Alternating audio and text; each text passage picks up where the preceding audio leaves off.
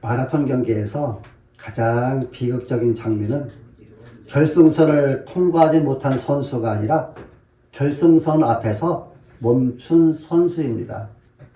그런 마라톤 경기를 하기 위해서 열심히 준비했고 또 시작했고 오래 달렸고 많은 사람보다 앞서 있었습니다. 그러나 끝까지 가지 않았습니다. 신앙도 그렇습니다. 복음은 시작을 증명하지 않습니다. 그러나 끝까지 그리스도 안에 거하는 자가 바로 참된 상이 결정됩니다. 성도 여러분, 이 시대는 끝까지 가는 신앙보다 편안하게 머무는 신앙을 더 미덕처럼 여깁니다. 그러다 보니 진리는 주장하지 않고 복음은 설명만 하고 십자가는 상징으로만 남게 됩니다. 결국 굳이 예수만 믿어야 하는가? 그럴 필요 없지 않는가라는 잘못된 신앙으로, 위험한 신앙으로 점점 변해가고 있습니다. 7절을 보면 미혹하는 자가 세상에 많이 나왔다고 말합니다. 그런데 이 미혹하는 자가 밖에 있는 것이 아니라 교회 안에 있다는 매우 충격적인 경고를 하고 있습니다. 미혹하는 자는 거칠게 공격하는 사람이 아니라 예수 그리스도께서 육체로 오셨다는 사실을 조용하게 조금씩 흐리고 희석하며 십자가를 약화시킵니다. 그러나 성경은 예수 그리스도께서 육체로 오셨다는 사실을 흐리는 순간 복음은 더 이상 복음이 아니다라고 말합니다.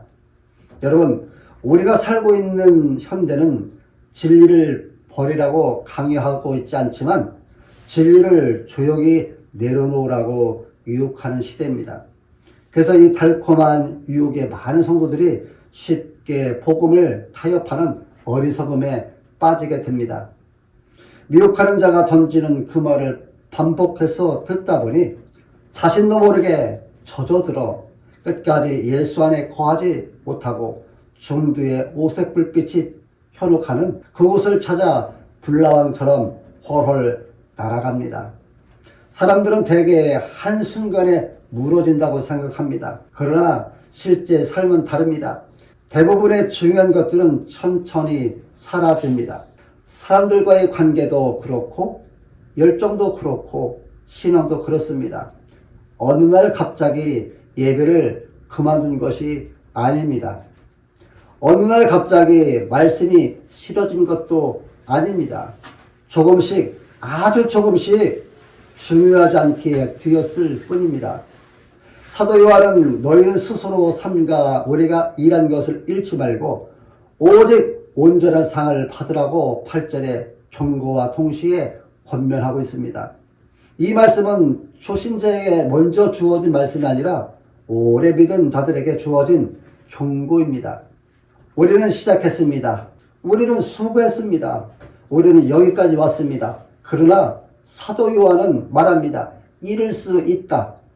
왜입니까? 끝까지 그리스도 안에 거하지 않으면 수고는 추억이 되고 헌신은 기록이 되고 상은 사라질 수 있기 때문입니다. 복음은 시작을 칭찬하지 않습니다. 복음은 끝을 지켜봅니다. 여기서 잃는다는 말은 구원을 쉽게 잃는다는 뜻이 아닙니다. 그러나 복음 안에 머무르지 않을 때 하나님께서 기뻐하시는 열매와 상을 상실할 수 있다는 엄중한 경고입니다. 우리는 잃어버려도 아프지 않은 시대에 살고 있습니다. 신앙의 긴장감을 잃어도 괜찮고 진리의 경계를 흐려도 괜찮고 예수님을 유일한 분이 아니라 여러 선택지 중 하나로 두어도 아무로 누가 뭐라 하지 않습니다. 그러나 성경은 말합니다. 삼가하라, 잃지 말라. 왜 이렇게 강하게 성경은 말하는 것일까요? 그것은 잃어버린 후에는 그 상실이 얼마나 컸는지 알지 못하기 때문입니다. 요한은 본문에서 그리스도의 교훈에 거하는 자와 그리스도의 교훈을 지나쳐가는 두 부류에 대하여 대조적으로 묘사하고 있습니다. 지나쳐 그리스도의 교훈 안에 거하지 아니하는 자는 다 하나님을 모시지 못하되라고 9절 상반절에 말씀하고 있습니다.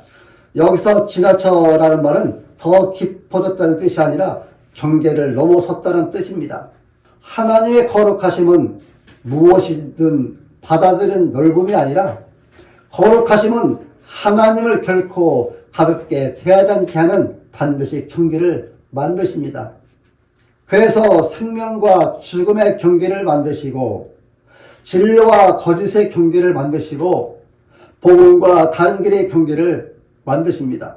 이 경계는 배제가 아니라 보호입니다. 요한은 반복해서 말하지 않지만 그러나 아주 분명하게 말합니다. 교훈 안에 거하는 그 사람은 아버지와 아들을 모시느니라. 여기서 말하는 그 거함은 한 번의 선택이 아니라 계속되는 머무는 것이며 매일의 실리를 말합니다.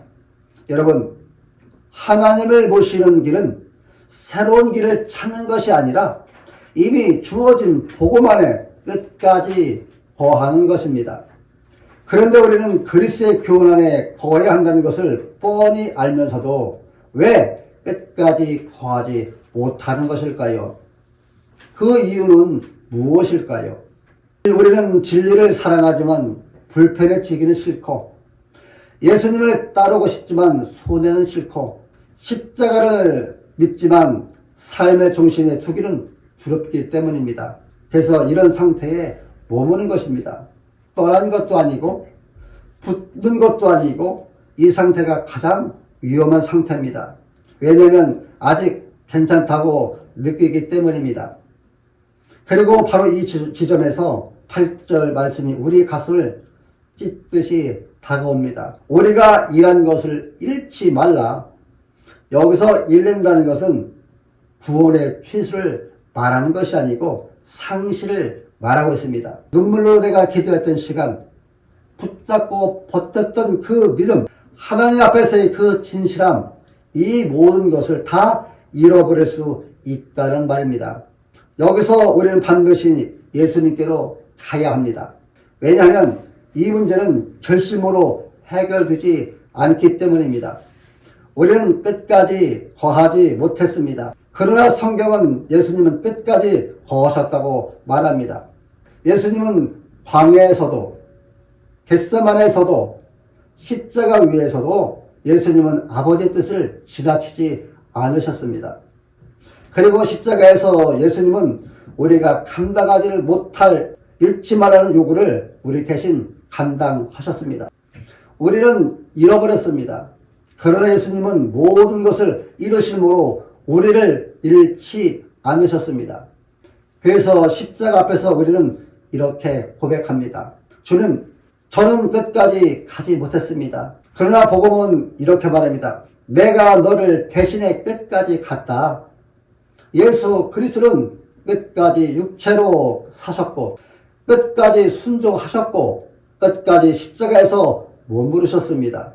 그분은 희생만 보여주지 않으셨고 끝까지 하셨습니다. 그러므로 그분 안에 거하는 자만이 아버지를 모시고 아들을 모시며 삶도 잃지 않습니다. 그러므로 이제 잃지 말라는 말씀은 두려움의 명령이 아니라 이미 끝까지 가신 분 안에 거하라는 초대입니다. 믿음이란 완벽해지는 것이 아니라 다시 붙드는 것입니다. 오늘 우리는 새로운 결심을 하는 것이 아니라 다시 중심으로 돌아와야 합니다. 이 시대의 문화적 맥락으로 우리에게 이렇게 속삭입니다. 예수가 육체로 오셨다는 사실이 뭐가 그렇게 중요한가? 그분이 하신 사랑의 메시지만 취하면 되는 것이지 굳이 그렇게 편협하게 교리를 따져야 되겠는가라고 말합니다. 여러분, 이것이 우리가 직면한 무서운 현실입니다. 현대인들은 하나님을 내 기분을 좋게 해주는 서비스업자로 전락시켰습니다. 성육시하신 그리스도의 통치 앞에 무릎을 꿇기보다 내 자아를 숭배하기 위해 예수를 소모품으로 이용합니다. 우리는 지금 나라는 우상을 섬기기 위해 진리를 편집하고 있습니다. 요한이 말한 미혹하는 자들은 이제 유튜브의 알고리즘 속에 우리가 읽는 베스트셀러 속에 그리고 무엇보다 거룩함을 잃어버린 우리 자신의 마음속에 꽁꽁 숨어 있습니다. 우리는 지금 영원한 상급을 잃어버릴 정도로 깊은 잠에 빠져 있습니다. 세상의 안락함이라는 사탄 봉지를 쥐고 그것이 영상인 줄 착각하며 살아가고 있습니다. 그렇다면 사랑하는 성도 여러분, 오늘 우리는 이 서늘한 진리 앞에서 스스로에게 정직하게 물어봐야 합니다. 여러분은 지금 그리스도의 교훈이라는 견고한 집안에 머물고 있습니까?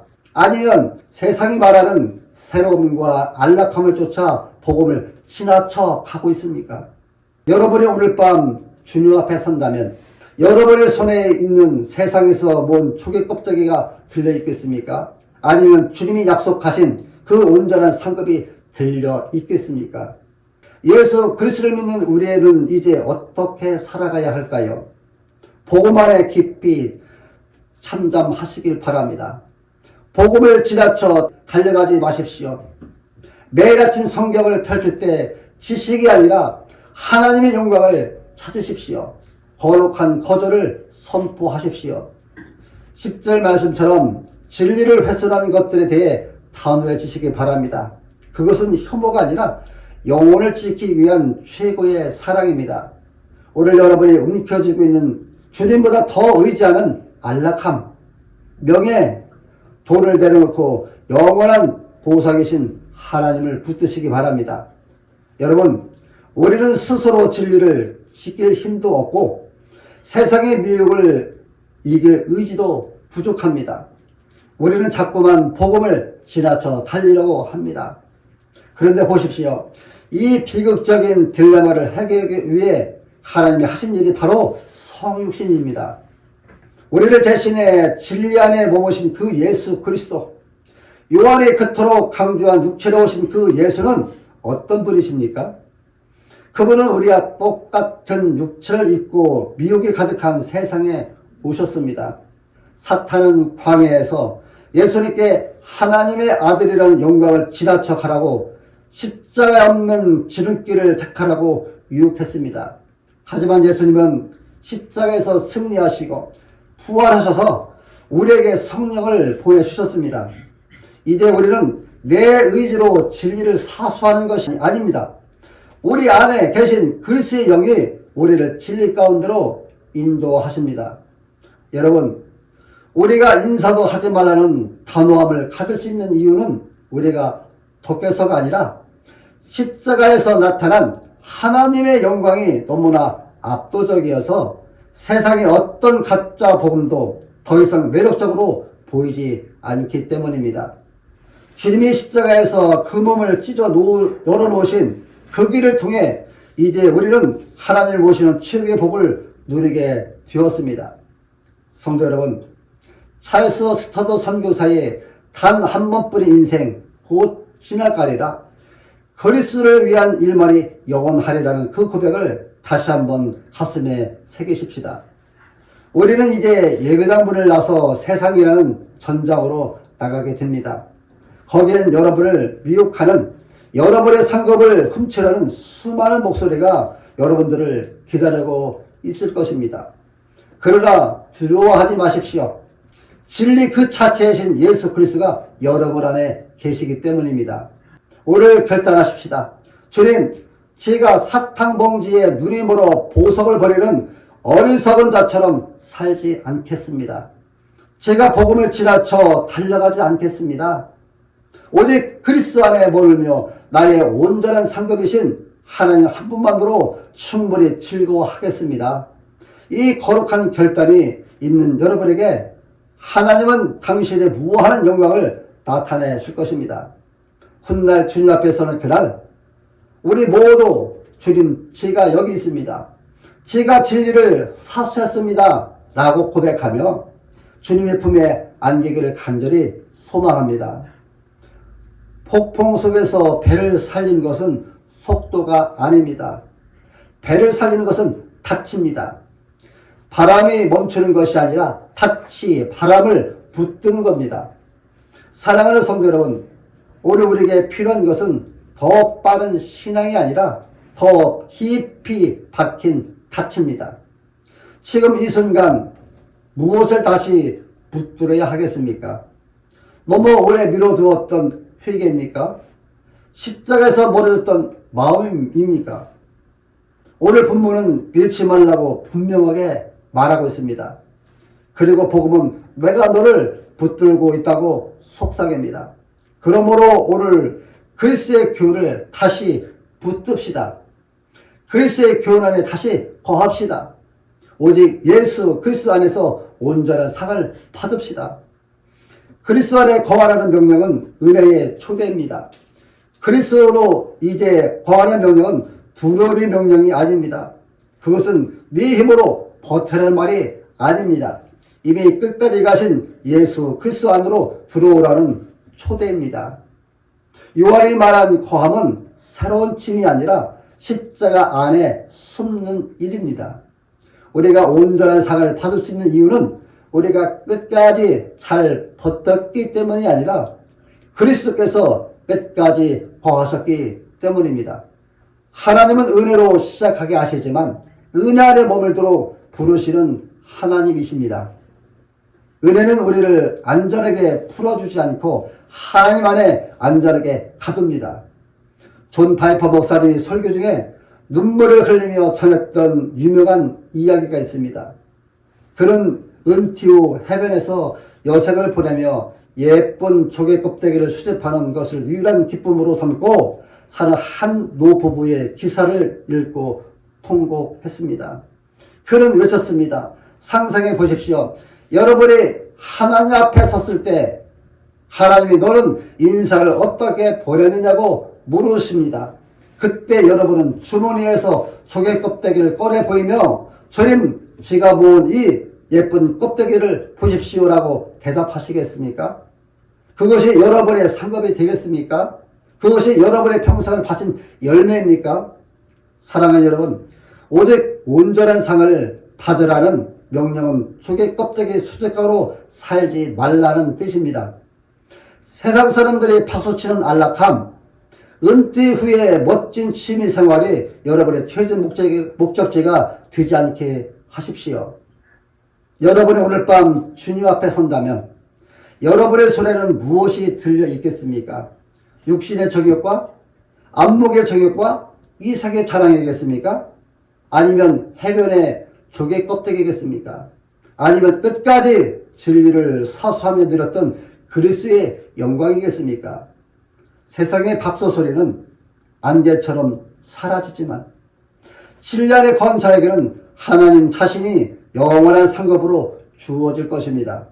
그 온전한 상을 향해 달려가는 저와 여러분이 되시기를 예수님의 이름으로 축원합니다.